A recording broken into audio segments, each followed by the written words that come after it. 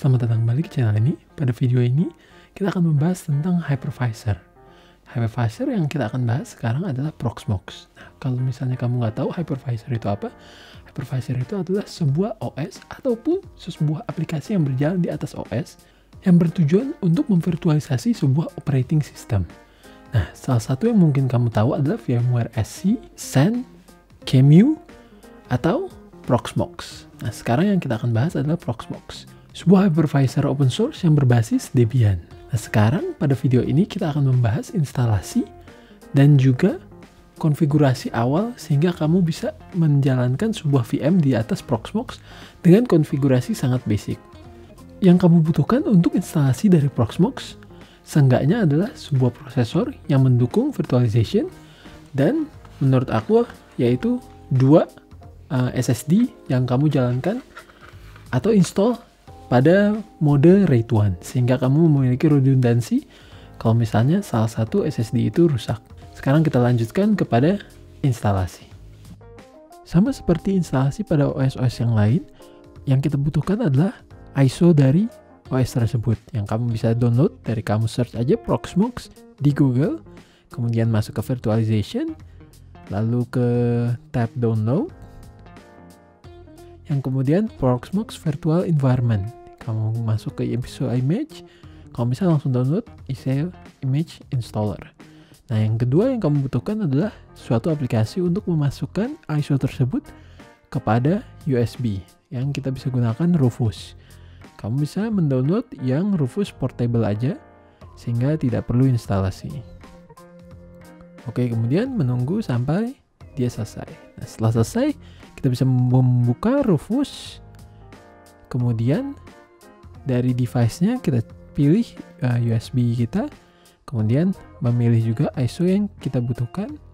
Lalu mengubah partition scheme menjadi MBR karena kita ingin menginstal pada BIOS modenya. Dan kita juga pastikan memilih write in DD image mode, kalau enggak akan error ketika instalasi Proxmox. Kemudian menunggu lagi. Restart komputer kamu set USB bootnya, kemudian langsung aja ketik option pertama, install Proxmox. Pastikan komputer kamu terhubung dengan Ethernet LAN karena dia akan mengirimkan paket DHCP melalui port tersebut untuk mengetahui apakah komputer kamu memiliki koneksi network yang sangat dibutuhkan untuk instalasi Proxmox.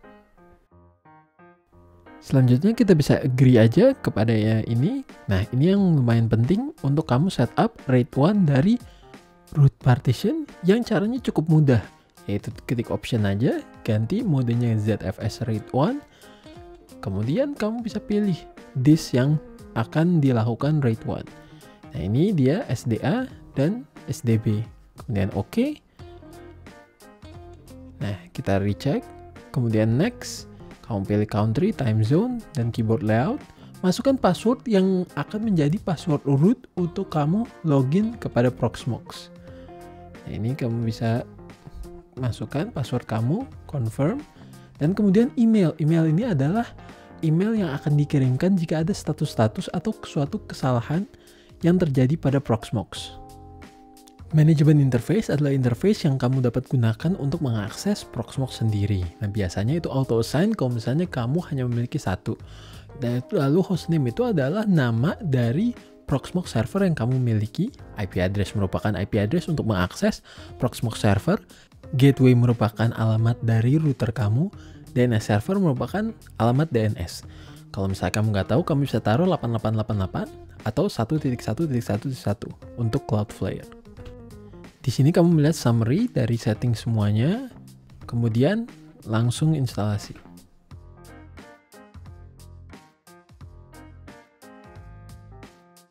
Setelah instalasi selesai, maka kamu bisa melihat IP yang kamu set dan kamu bisa mengakses dari komputer lain setelah dia reboot tentu saja. Oke, nah ini dia rebootnya. Kamu reboot, ntar dia bakal masuk ke Proxmox dari Grab. Kemudian kamu tunggu aja sebentar sampai ada status dia udah ready.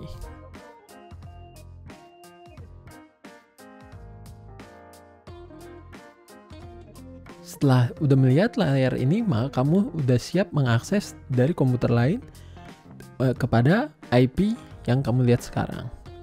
Pastikan juga kamu masukinnya HTTPS.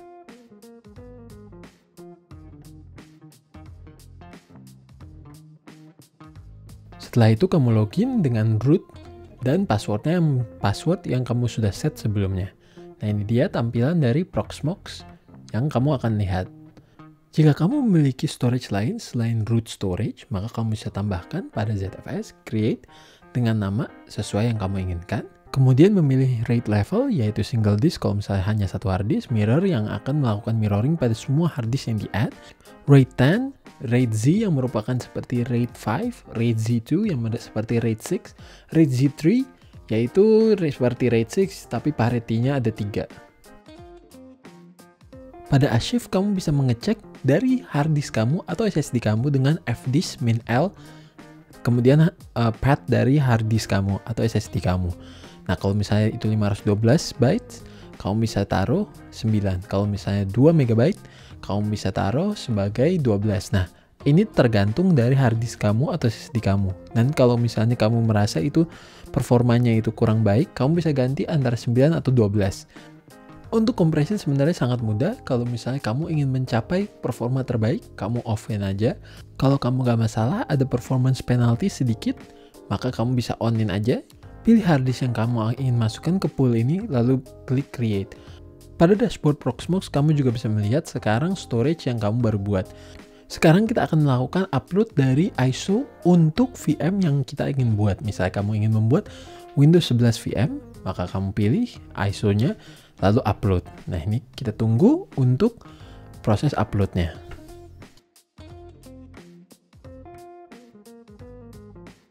Sekarang kita sudah siap untuk membuat VM yang kita ingin buat. Nah, caranya gampang. Kita klik kanan pada node Proxmox yang kamu inginkan, lalu tentukan VM ID, yaitu suatu angka yang nggak boleh sama dengan VM ID yang sebelumnya kamu assign. Lalu nama, kamu bisa taruh apa aja. Lalu yang CD DVD drive ini ISO filesnya. Nah, ini dia, kamu pilih yang file yang kamu sudah upload sebelumnya. Sekarang kita pilih Windows 10. Nah, kemudian pada sistem, kalau graphic card-nya kamu bisa default aja, atau kamu bisa memilih Spice. Kalau Spice itu, kamu bisa pass through dari sound juga dari VM kamu ke komputer kamu. Kemudian kalau machine, kita bisa set Key35 agar kamu bisa PCIe pass through, QEMU agent untuk kamu bisa melihat status-status yang ada di komputer kamu. Kemudian add UEFI disk, kalau misalnya kamu membutuhkan UEFI storage harus ditentukan.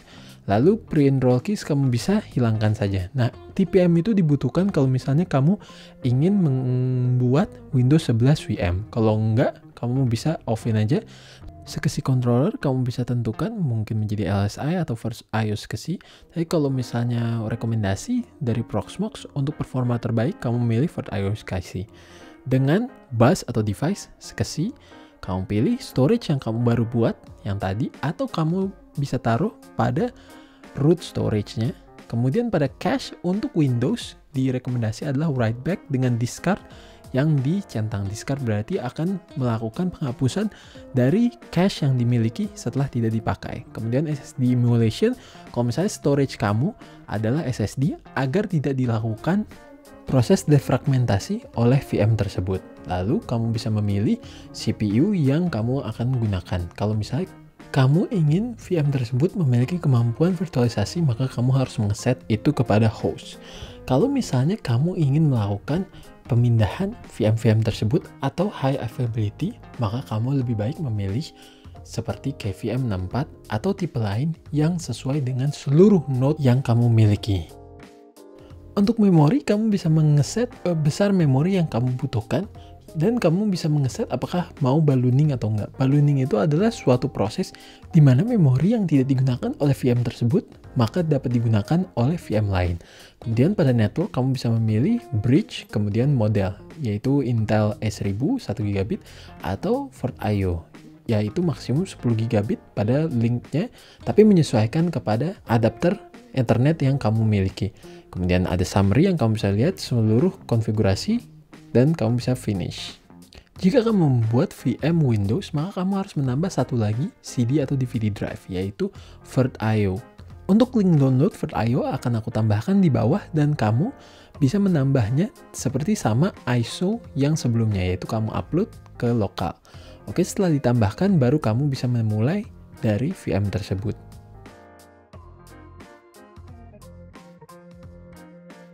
Setelah kamu mulai VM tersebut, kamu bisa mengklik nomor atau nama dari VM tersebut untuk membuka VNC dari VM tersebut.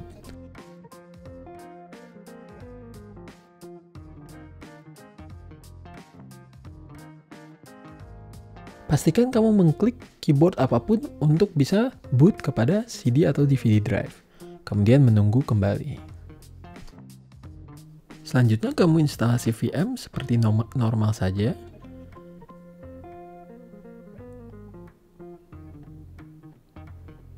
Kamu pilih versi Windows yang kamu inginkan.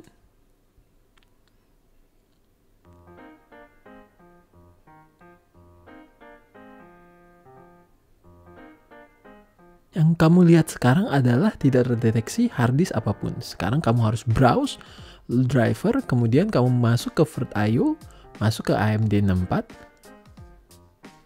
dan kamu memilih versi Windows yang kamu miliki, Windows 10 atau Windows 11. Ketik OK, kemudian muncul driver, ketik next saja, biarkan dia load drivernya, lalu langsung aja kamu ketik next.